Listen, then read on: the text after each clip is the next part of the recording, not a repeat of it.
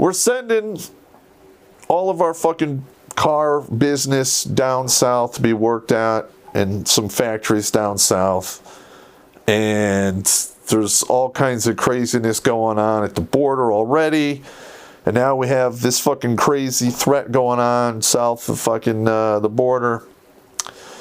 I really think that they probably need to reevaluate doing any business with Mexico until Mexico unfucks itself.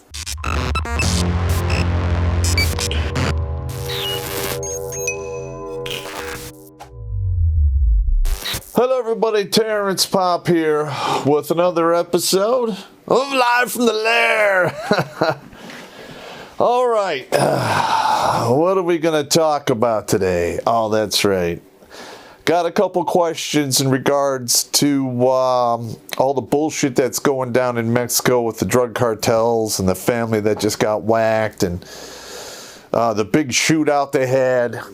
Alright, so this is my take on it. I talked to some people that I know who are in the know, and what they're reporting to me is not good. Now, I haven't been lit on, I'm not in on the circle of any of the fucking super secret squirrel shits. This is all just, one soldier talking to another soldier and shit like that.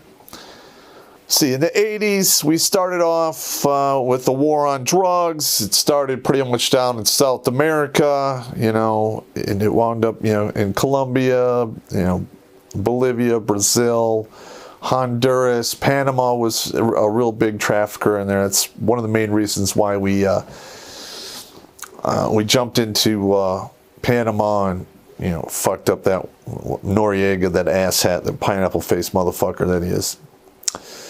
And over the past 50 years, we've watched this fucking craziness that's going on down there, or that was going down in just South America, slowly march its way up towards the United States. Okay, so, there are whole countries in South America that are royally fucked because of the market for drugs that they sell here in the United States. Now, this isn't like, millions of dollars, hundreds of million dollars. We're talking like hundreds of billions of dollars, if not trillions of dollars in fucking drug sales. All right. So with that kind of money, what can you get? Well, we just saw it in October of 2019. When the drug cartels went against the Mexican government and police and fought them to a standstill, which for the most part hasn't been done in the past in the countries in South America. There's been some uprisings and it got really ugly for a while, but at the end of the day, they were either captured, killed, or neutralized, and however you want to phrase that. But this is going on like right next to our country now. Mexico, in my opinion, no longer has the ability to police its own borders and, repel any enemies, either foreign or domestic, within their fucking country. And because the drug cartels, from what I hear, are, they've got 50 cal machine guns, Mark 19 automatic grenade launchers. They have just a myriad of other belt-fed machine guns. They have anti-tank missiles, light, medium, and heavy. Literally, I really think that there's been some arms shipments that were supposed to go, to the Middle East that got, sidetracked down into drug cartels down south. So, you got basically a rogue, corrupt, evil group of individuals just south of our border with enough firepower to neutralize their own country.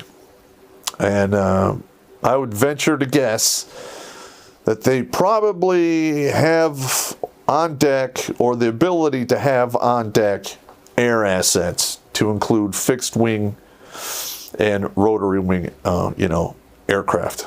They could listen, you take an old Huey, you can put, rocket pods on it, a whole assload of machine guns, and you can fuck a lot of shit up. Okay, now, I've also heard rumors that there are several older styled, either T-34, T-55, Soviet-era tanks floating around down there. That's going to be a big problem. And that one family that just got whacked, it's terrible that fucking happened, but it's basically just a symptom of what the fuck's going on. Now, that family that got whacked, they're Mormons. They're, of a sect. They're allowed to have polygamy and all their crazy shit. And when the Mormon church clamped down on that shit back in the day, they fled to Mexico. And they do their deal down there because, Mexico, you can pretty much do whatever the fuck you want. If you have the money to pay off the judges and the police, then you can have 6 wives or whatever the fuck you want to do. All right, now, here's some more craziness. And when I tell you the numbers, you're going to have a real hard time wrapping your head around these. Let me see where I'm at on my 2 bars. Okay. All right, so between 2007 and 2014, 164,000 individuals have been killed in Mexico in regards to these drug wars that are going on. Okay, and for those of you that don't know, that is more people killed than all the people killed in Afghanistan and Iraq put together. Some people say that the number in Iraq is more, but if, them killing themselves, I don't know. That's neither here nor there. That's a lot of fucking people. 164,000. And they quit counting, in 2014, because I really haven't got any current numbers on that. And as far as, I've been able to track down, there's been over 20,000 fucking killed this year alone, and the year's not even done yet. What the fuck? We're sending all of our fucking car business down south to be worked at in some factories down south. And there's all kinds of craziness going on at the border already. And now we have this fucking crazy threat going on south of fucking the border. I really think that they probably need to reevaluate doing any business with Mexico until Mexico unfucks itself. Or, they let the United States in there. They start stuffing target folders on these jackasses and make pretty short work of them. I'm pretty sure the Tier 1 teams, the Tier 1 assets out there could probably make really short work of these guys. I was watching some of that video footage, and there was some armored trucks which were armed with 50 cal machine guns. One of them had a quad 50 on it, which is insane. Rolling around in Mexico, fighting the police and the fucking army. You would think you would put an Apache in the air and fucking wipe those people out.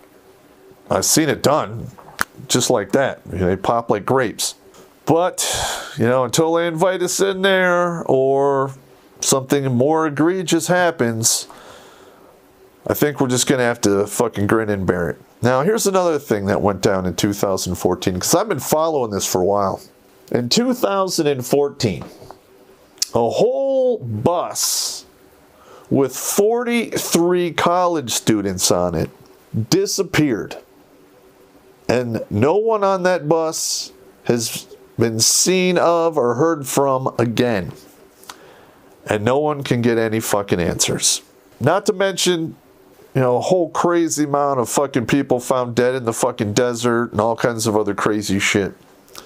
And I think we've looked the other way for such a long time because for the most part, it was the drug cartels fighting other drug cartels and it, it's them, feeding on themselves. So the enemy of my enemy is my friend. But I think we've graduated to a point where we're now way beyond that. Yeah, let's see. There's been some reports of some car bombs that were deployed against the police during the October 2019 fucking fiasco. I mean, I dealt with the car bomb issues in Iraq all the fucking time. And I can't tell you how many times I was at my fucking desk doing my deal and have shit fucking fall off the walls and off the desk from the shockwave of a fucking 2,000-pound car bomb going off at a checkpoint. Because every time that happens, the people who man the fucking checkpoint are reduced to a pink mist and bones. If that. They're basically just road pizza. That's some pretty scary fucking shit. Now, I have a feeling that in the next 10 to 20 years, we're going to see that shit happening in the United States. And I really don't know how we're going to respond to that. I really don't. Odds are we'll probably do as we've always done and ignore it for a little while. Then we'll turn our back on it for a while. And then sooner or later, they're going to fucking wake the bear and they're going to get fucking chowed down. Just destroyed. It's fucking creepy. And I'm seeing a parallel between the Mexican government and the shit that's going on right now at our federal level between our House and our Senate. Okay, I mean, I find it hard to believe that you get elected to be a senator. I think they get $250,000 a year in salary. They show up with maybe $50,000 savings, a house that's almost paid for, and they leave 8 years later with $10 million. What the fuck is that? And they're fighting to get Trump's tax returns. Well, I say he should give them their fucking tax returns if all of the fucking people in the House and all of the senators, all of their tax returns for the past 20 years get fucking released to the general public as well. What's good for the goose is good for the fucking gander. All right, gentlemen, this is a short one. I'm very upset about the whole goddamn thing that's going down there in Mexico because I like Mexican chicks and I like Mexican food. I used to enjoy going to Tijuana and, hanging out at Rosie's and drinking 8-ounce glasses of mezcal and, pouring myself into a taxi cab and getting dropped off at the border and doing the drunk walk across, to my buddy's, hotel room or whatever, and fucking zonk out for the fucking night and wake up to 2 IVs in the morning and greasy eggs and throwing up in the toilet. It was great times. Can't do that anymore. As you get older, shit doesn't work the same. And I wouldn't dare drink that heavy at my age because I don't think I have that many more big drinks in me, if you know what I mean. But my heart's breaking over all the bullshit that's going on down there. All right, gentlemen, that's me. Take it fucking easy.